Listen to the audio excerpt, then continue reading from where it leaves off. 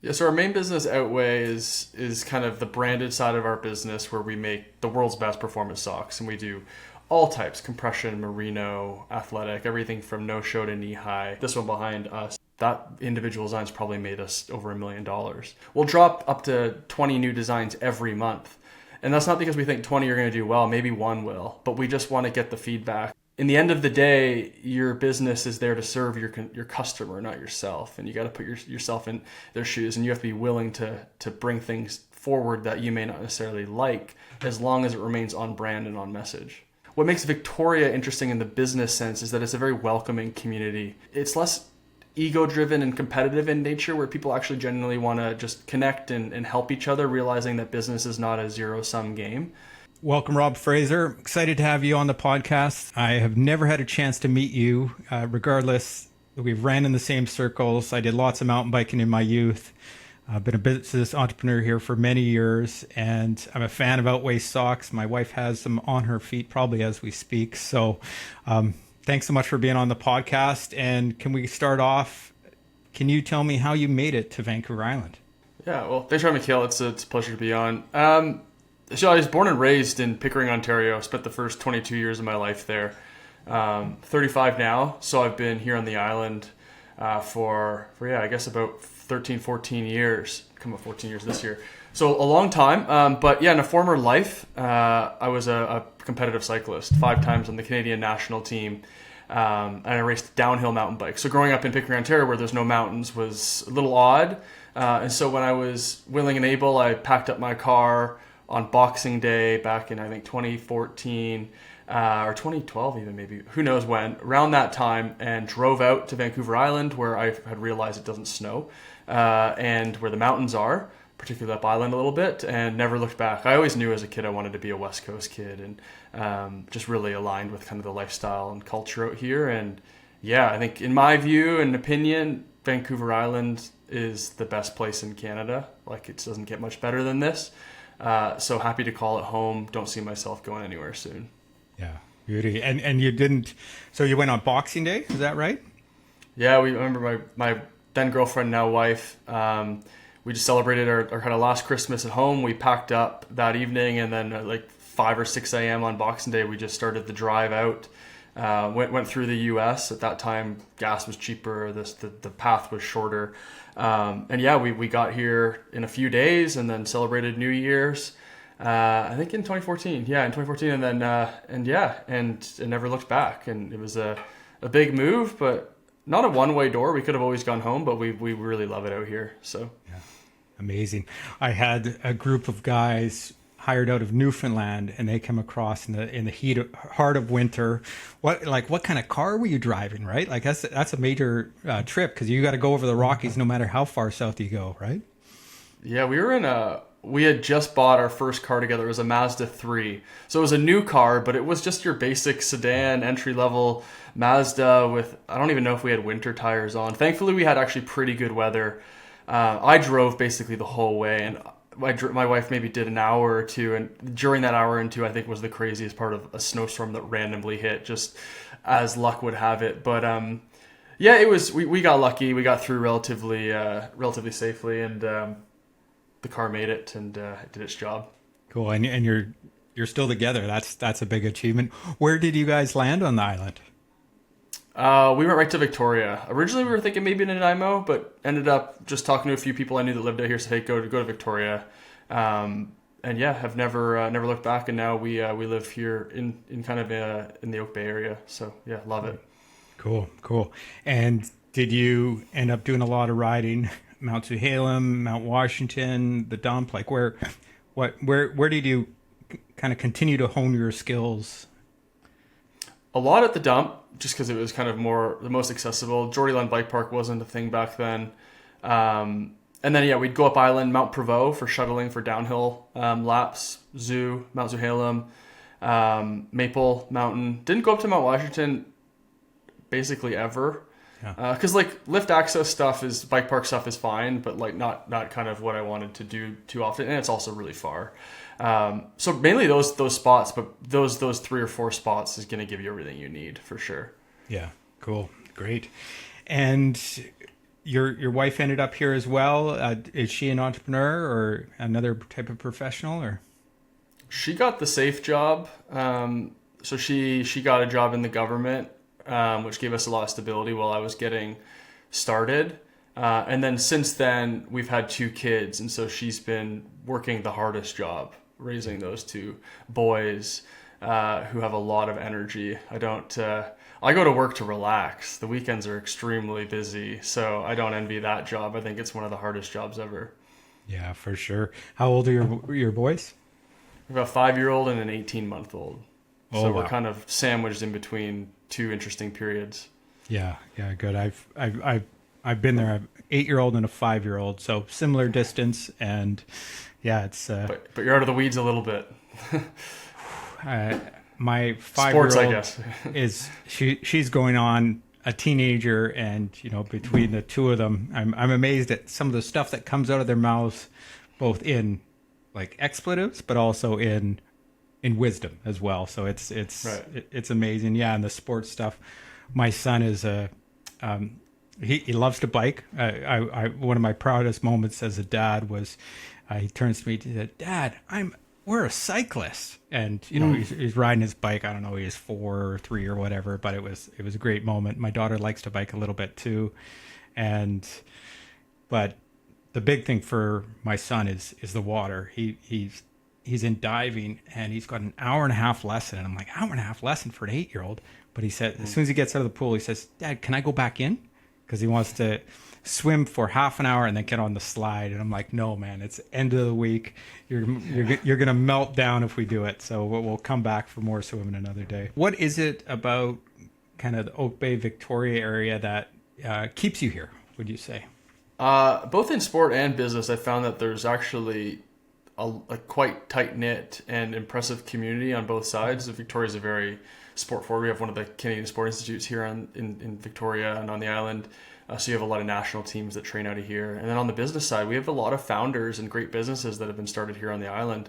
And then during COVID, when a lot of people, Canadian founders perhaps that were working abroad, wanted to move back to Canada, and remote work became somewhat more of the norm, default setting, you saw a lot of interesting Canadian entrepreneurs move to the island, either back or just moved here and kind of like myself, being like, if I was going to move to Canada or anywhere in Canada, where would it be? It'd be kind of Vancouver Island, particularly in Victoria. So that community's kept me here. I don't find any lack of inspiration or interesting people to meet, and that's the climate as well. I think I'm at a period of my life too where I if you follow me at all, I'm not like a big work-life balance type person. I'm more of like a work-life synergy. And so the things I love to do are outdoors, and they're particularly in weather that isn't super cold and snowy. So I just find that a lot more of like just my lifestyle and what I find enjoyment in is here. And the culture we have here and everything. So it's intellectually stimulating. It's spiritually stimulating. And everything I love to do is within arm's reach. 20-minute drive to the classic Victoria. Everything's just 20 minutes away, no matter where you want to go. Yeah, no, that's such a great asset for both. I think an entrepreneur, you can get to the airport so quickly. The ferry isn't quick, but there's so much else you can get to quickly. And also having young kids, right? Like the subtraction of time when it's not you and a partner, it's now you and 2 little partners that can seemingly suck time out. But if it's 20 minutes of quality time where you're chatting in the car or on an e-bike and stuff, there's a lot of benefits of being in a small city versus people who are spending an hour to get someplace, which seems to be in the norm in the big cities, right? So how have you found it has been for talent, or is most of your team remote? How is your team comprised? Are a lot of them here, or where do people end up when they're working for Outway? We have a chunk here, and I've had no struggles finding talent here when we need someone to be on the island or in person. We work as a hybrid remote business, so we do have people all over, not just Canada, but the world working with us.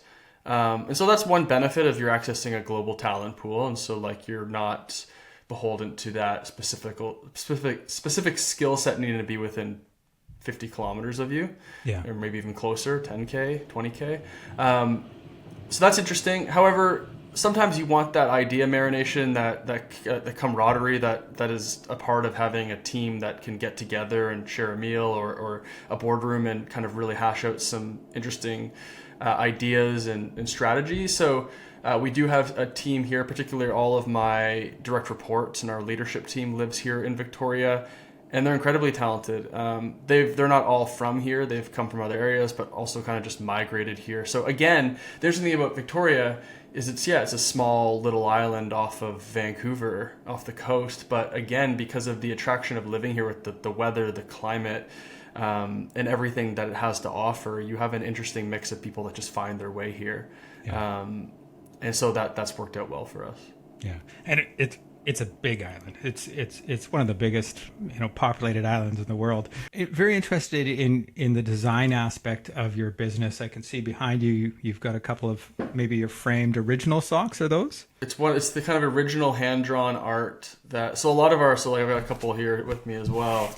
A lot of people put designs on socks, but what's made us unique is that it's all original. We're not just buying templated art or using AI. Even we have artists that craft this work, and in some cases it's literally hand drawn, scanned, and then put onto the sock. Sometimes it's digitally made, but we very much believe in just having unique art on the sock that allows one to express their individuality. Like performance and personality combined. And it's just always been a big part of what we stand for and what we do. Is the original idea was how do we combine that exact thing? What I just said, really, performance. So an athletic sock, a performance sock, but how do we make it not look lame? How do we make it actually look beautiful and expressive? So that personality side of things and really mesh those two. And it hadn't really been done. And that's kind of what we've done for the past nearly 10 years.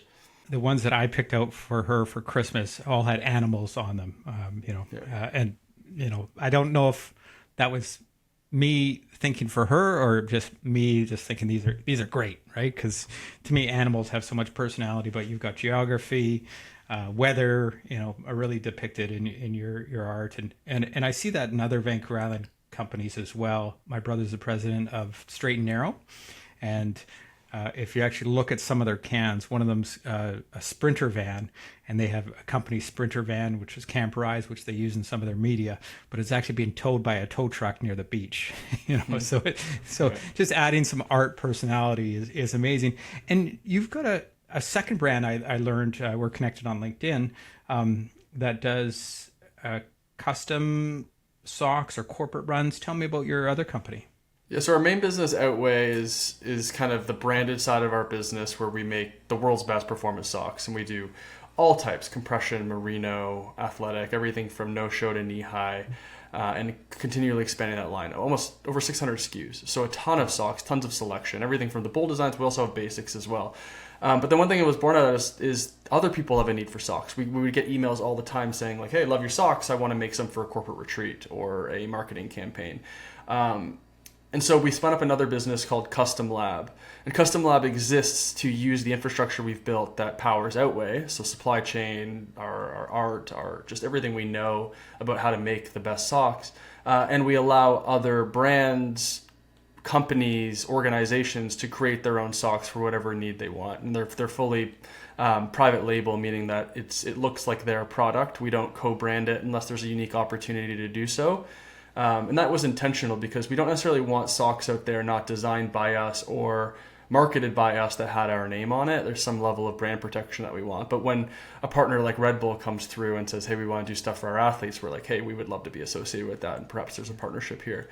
But for the most part, Custom Lab operates as an independent business that develops socks for people creating their own brands, even conferences, universities, and everything in between, from big and smalls. We'll do stuff for Costco, for retreats they'll do, all the way down to your local hockey team.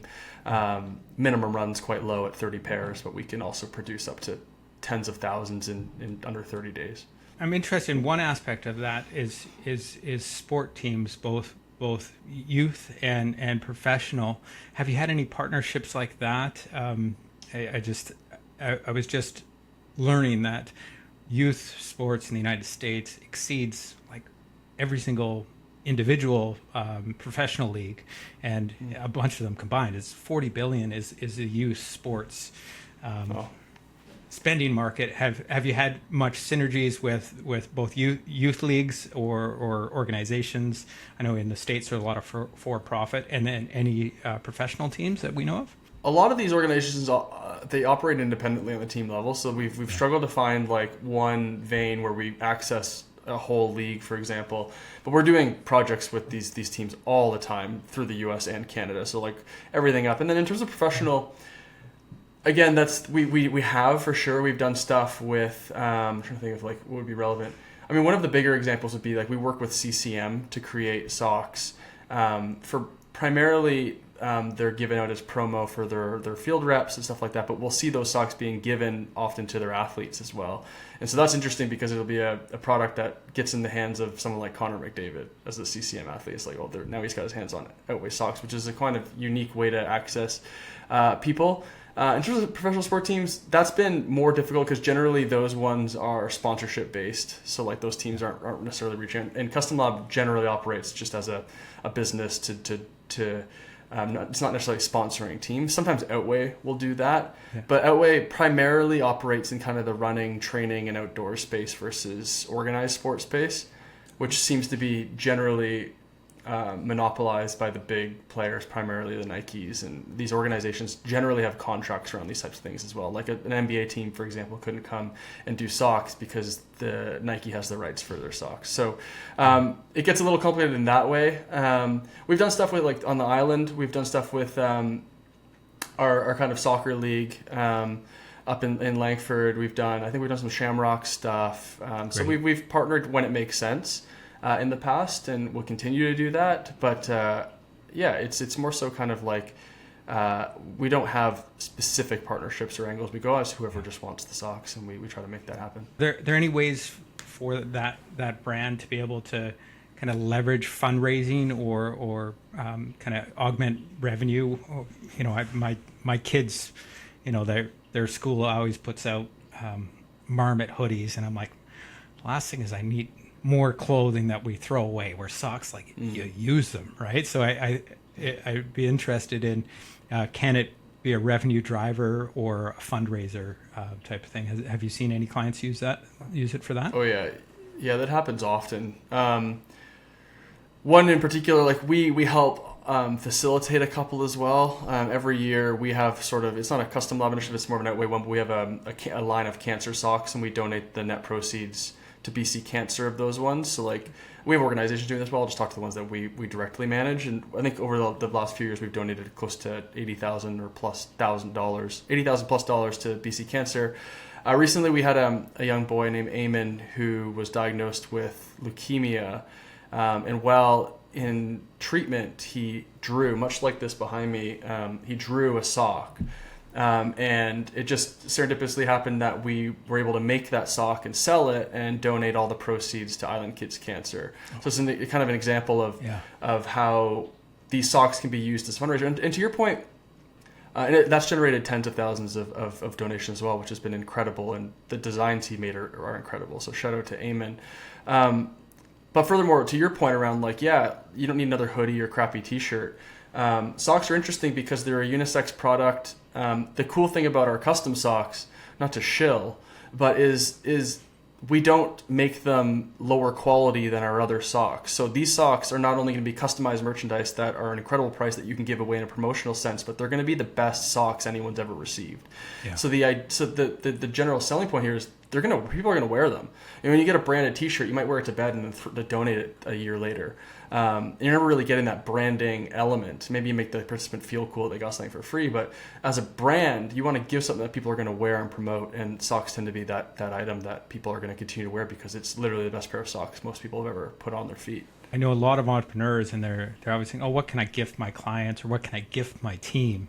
And socks, you know, you can go cheap, or you can try and go high end, but it's hard to find that mix. And if you have a chance to drop something in that, you know, changes somebody's day. Like I like to I like to be at a stand-up desk. I ride my bike every single day.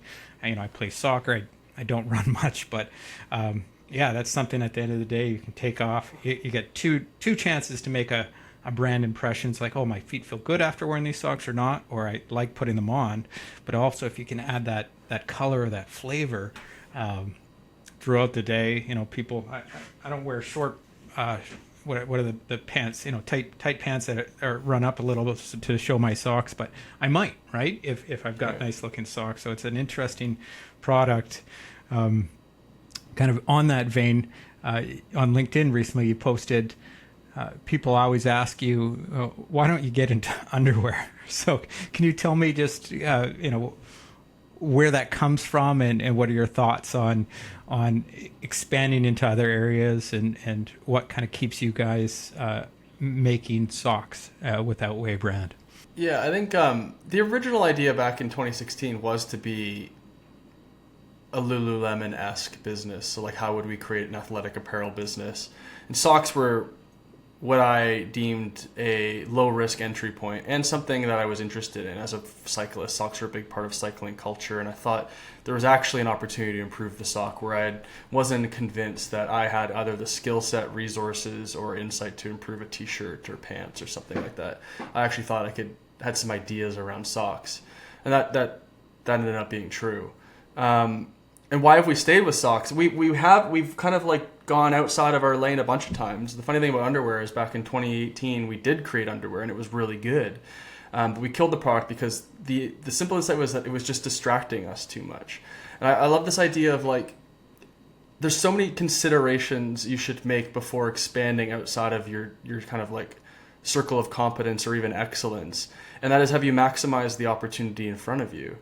And the answer to that is, with socks being a $60 billion global market at our revenue rate, we're an 8-figure brand and growing each year. However, we're just scratching the surface of that market. I just think there's so much opportunity, and we're slowly but surely getting a bigger foothold in that market. And so the calculus to run is essentially, is there more opportunity in the current lane, or do we need to go and enter another lane?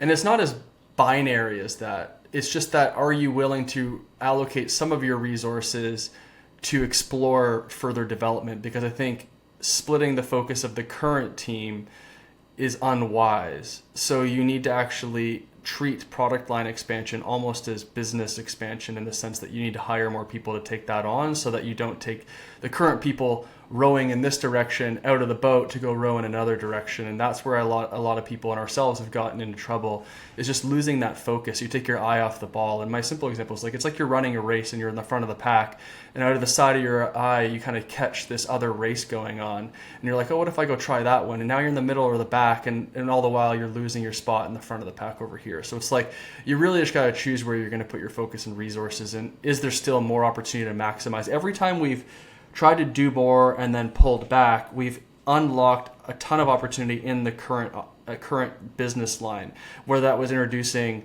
a youth size of our socks, or merino line of our socks, or recently yesterday we just launched a printed merino line, which was an innovation that needed to be made, or it's compression socks, or other things that we're working on right now. There's just so much opportunity in the current thing that I struggle to feel like we should be expanding outside of our circle of excellence before we've maximized our potential. And then beyond all of that, which is more of a focus problem, the other problem is a competition problem. And do you actually believe you can do it better?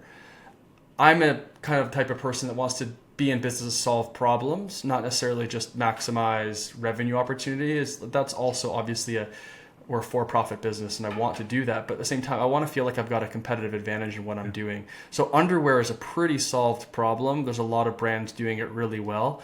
I think we could do a good job at it, and I have some ideas. But at the same time, socks still has more problems to be solved than underwear, in my opinion. So I just don't think that we could be competitive there. Or if like we'll go do sports bras or yoga pants, it's like, I think there's brands just doing incredible work there. So if and when we do expand outside of socks, I think you'll see us do it in a way where we think that we can apply that same level of innovation to maybe another kind of athletic accessory, or maybe it's not even an apparel. Who knows what it'll be, but you'll see more stuff being released by us because in the next coming years, because we're getting to that point where we have the resources and time to actually start exploring what that could look like. Just because at a certain point you develop a customer base that becomes loyal and wants to buy more things from you. So you're then weighing that question of like, I'm going to contradict myself a little bit, but it doesn't necessarily need to be innovative or better. It just needs to be you and unique and your angle, and people will buy that. And so there is then a second layer of consideration where you're like, are we just leaving money on the table when we can increase cart size? But that's more of a question of scale versus all those other things. And so it's a multi-layered, nuanced problem. And what I was getting across in that LinkedIn post is that it's just not as easy as you should do X, Y, or Z. There's so much further consideration, which I think I've probably illustrated here. Yeah. And it's just more of a message to founders early on in the journey that just make the main thing, stay focused, stay true, and kind of just cancel the noise. Yeah. Well, definitely that book, The One Thing, which really helps kind of provide that focus. And yeah, your illustration coming from your sports background, which a lot of great entrepreneurs have, is like you're trying to win this race, and the market is huge, right? So if you're making marginal improvements, and yeah, I mean, I just can't fathom the Canadian and U.S. stock market. It's huge. Like to me, it's just huge. And you've got a unique perspective coming from as an athlete who's been at the top level, and also pulling that art in, that design element. Are your designers? Is your lead designer here? Is there some kind of background that you have in design? Because I think that's really one of the ways that you stand out, is both the performance and design aspect. We have designers here, and we have designers abroad as well. There's talent in the design space just all over the world. And in particular, I like the diversity that brings as well, because there's just different cultural inspiration and relevance and all these just kind of elements that we wouldn't maybe consider just here in our little bubble.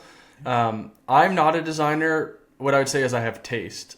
And so like I know at least I have an opinion on what I think will do well. And we just have a lot of learned insights over the last 10 years of just kind of like what would be considered intellectual property, not protectable, but just that kind of just what we know to be true, whether it's just what colors we like to blend together, how much kind of white space in the design we want, what sort of elements work well, what sort of treatment to the art. Like if we're going to do an animal, it can't be too realistic, it can't be too fake. It needs to ride this really interesting line of relatable but artistic. How do you not make it tacky? There's all these considerations that we wouldn't have enough time on this podcast to go deep enough on. And I wouldn't want to, because that's kind of what makes us special. And so how do we impart that in the designers that we bring on, and how do we just keep that shared knowledge expanding and learning? And I think it all just comes down to taste, and then a willingness to be wrong and test. And we'll drop up to 20 new designs every month. And that's not because we think 20 are going to do well. Maybe one will, but we just want to get the feedback. And they're all great. They're all going to sell, but rarely do more than 10 or 20% persist for months after that. And maybe we get one that stands the test of time. Like this one behind us has been in a bestseller and the top sellers for 4 or 5 years now. So it's kind of like one design has the potential to generate, that individual design's probably made us over $1 million. Wow. Which is crazy, because that's just kind of that's what you always hope for, right? Because that design didn't necessarily take any more time than every other design we do, but it had an outsized outcome compared to the others. And that's just about shots on net. And we just continually try to replicate that and learn from it. But that's kind of the fun part of what we do is just seeing what's going to do well. And sometimes you're surprised. And I've had to kind of like learn that. Like I still actually have all the design approvals go through me, and I actively try and remove my own bias and let things go by that I don't like, because I've been wrong so many times. And so I think to any founders out there, it's in the end of the day, your business is there to serve your customer, not yourself. And you got to put yourself in their shoes, and you have to be willing to bring things forward that you may not necessarily like, as long as it remains on brand and on message. Another founder on Vancouver Island, Il Sauvage, they do like hundreds of beers. I'm amazed at the number of SKUs that some of these companies can produce. I mean, that story of $1 million in revenue from one design. Are you using AI now to help you guys figure out what is having resonance and then increase the marketing, or like on either on your website or in other places? How are you? And are you seeing any benefits of both things you've learned, but also with AI as far as driving additional cart checkouts or additional bringing in additional people to your website based on AI or other tricks that you've learned over the last 2 years or 3 years? I'll say what AI has allowed us to do is just interpret the data a lot quicker. And also be able to just question our assumptions. So we're always, and have been always, kind of like, we'll release the design, we'll get the data, both qualitative and quantitative. We'll ask people as well, and just like we'll see the social media posts, and like we try to pull all of that in and triangulate what might look like a strategy on how we should design further designs or demand plan for inventory. Where AI is interesting is it just helps a lot in the ideation phase too. Like you're able to like put that data and be like, pull out the trends or pull out what might look interesting here. Also research what is culturally relevant, all things that you would do, but it would just take more time. You can get it done. You don't need to buy a trend report online anymore and then start going to all these different websites and reading. You can just prompt Claude to say, hey, give me all of this. Like you're a creative director in the product space, and you give it some unique prompt saying go figure all this out, and it'll do it in 5 minutes. So then you can consume that, and then you can put in your own data and figure out how you should proceed. But even in just the ideation phase, it's like I said, I'm not a designer, but I can now go into ChatGPT and just verbally dump an idea for a sock, and it can create a mock-up, and I can take that mock-up and give it to our design team. So no longer do I have to. It's almost like it's like a translation layer that now exists, of where before I would have to verbally dump onto the designer and they would be up to interpreting what I'm saying and develop drafts.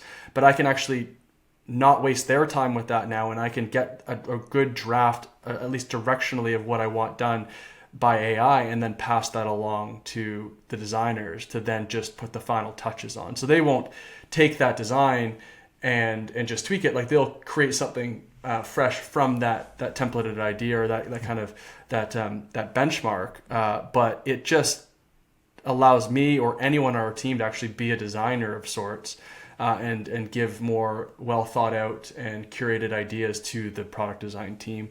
And then throughout the rest of the business, AI is just all over the place. I mean, it's all through our Shopify analytics, and we can, Shopify has kind of their own built-in chatbot in the back end where we can query things about data insights. We're using AI in our customer service just to help automate some replies around basic questions like, hey, where's my tracking number? It's like, we don't need a human in the loop on that. Yeah. Like that's a pretty solved problem. Beyond that, like everything we do is still human touch for the most part. Like we're not having AI create designs. We're not having AI post our social media. We're not having AI create our content yet. It's really more of we think of AI right now as just supercharging our people to do more creative work and move quicker. On the image generation side, I've played with it just off and on for 2 years. I do a lot of video, like real video production, and I was online with another entrepreneur, and he was trying to create an infographic about a job he was hiring for, and we tried a couple platforms. It was garbage, and then we found Gemini Image Pro 3, and like I'm blown away by how many different AIs are out there. But what are you finding the best for imagery and graphic design interpretation? That's something you guys specialize in. So you've got a more critical eye than most of us. Personally, I like Claude for writing and data analysis. I think if you want a really deep thinking partner, I found Claude to be very good. I've also found to be pretty good in branding. So logo ideation, brand name ideation. I found image generation, like I've been writing a bit and I've been producing cover art for that writing, and I found ChatGPT to actually be better for that. Truthfully, I haven't played around with Gemini much, but I think they're all pretty good. In the end of the day, it's going to come down to your ability to communicate clearly. And then from there, I mean, they're all pretty much relatively free to access, maybe very inexpensive. What I found helpful is just to take the clear prompt and put them in all of them and just see what gives the best result. And then just kind of figure out over time what works best for you and your communication style and maybe the aesthetic that you desire.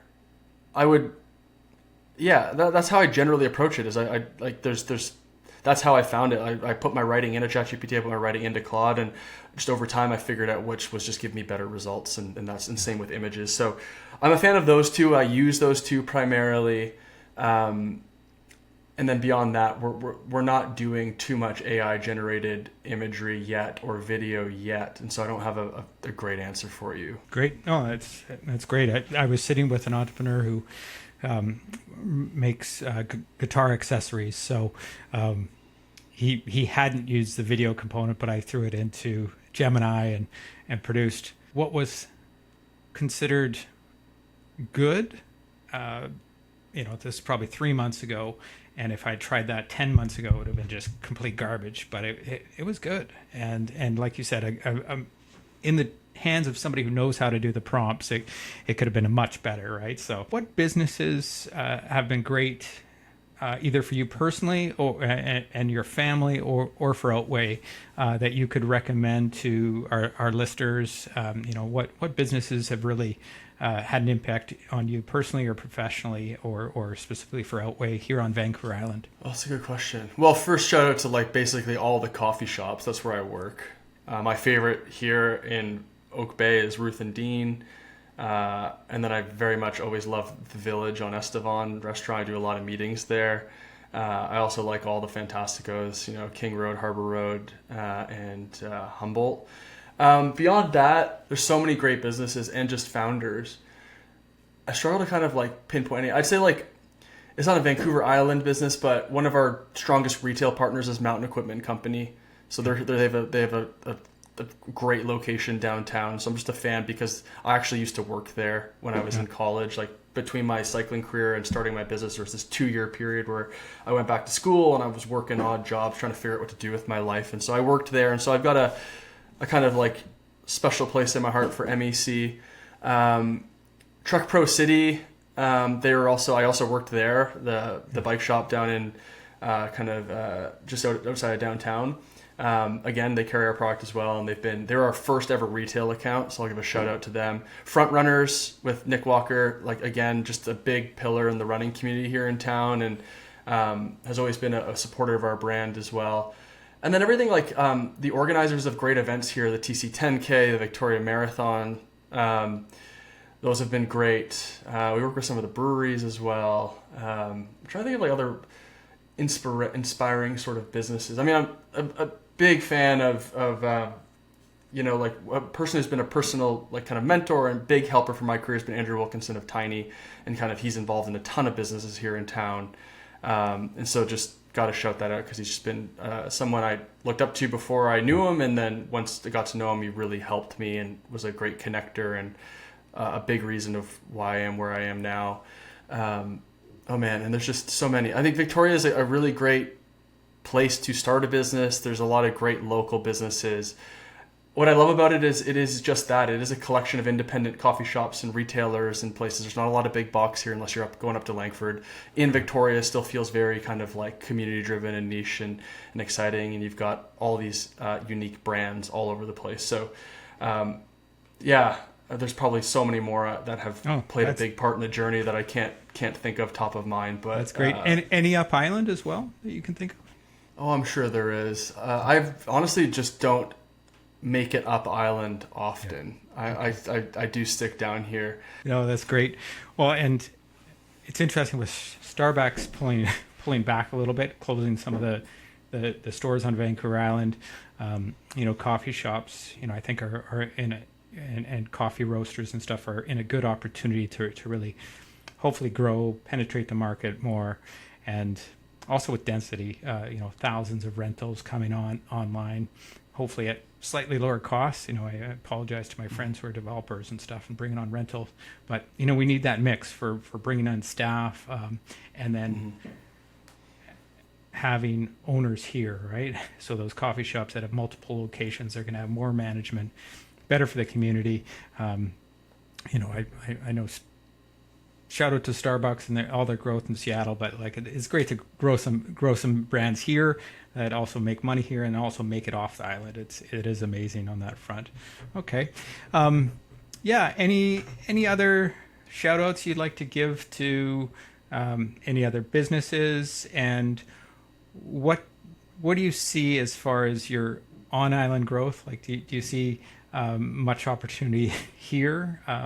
Up Island, I'll give a shout out to Mount Washington, other sporting events. I know that on the cycling community, we're trying to see more happen here, but also throughout BC and Canada. Do you see any good growth areas that you guys want to partner with? We still remain very committed to the island. This year, we furthered that commitment with the Victoria Marathon. We're actually the named sponsor of the half marathon distance, so it's the Outway half marathon this year.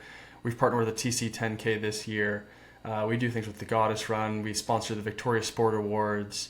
Like I said, we've done our kind of BC Cancer, which they have an incredible campus just up the road here. Island Kids Cancer, just various other fundraisers. A lot of things we just don't talk about. We're very integrated in the community. We're very integrated into a lot of the local retailers with our custom sock products and initiatives that we're doing. And so, it's not so much even an angle of, do we think there's a lot more growth here? Of course, I'd love every person living in Victoria and on the island to wear our product. That's not the primary goal anymore. It's just we just want to be a brand that is supportive of the place that made us and the place that I love. And so the more we can do here, the better. I think I have aspirations to run our own event here one day. I don't know what that would look like, but really just kind of some sort of community initiative in our spaces that we kind of thrive in would be interesting. And just, I don't know, I just kind of a word to if people are listening and not here on the island and want to build a business, come here and do it. It's an incredible, I haven't found a community, I go to Vancouver quite often, probably once or twice a month, and you would argue that there are more founders and bigger businesses in Vancouver, but it's a fractured community in my opinion. It's a bigger city, so you're not going to have the serendipity that you have here in Victoria, but there's also what makes Victoria interesting in the business sense is that it's a very welcoming community, and it's less ego-driven and competitive in nature, where people actually genuinely want to just connect and help each other, realizing that business is not a zero-sum game.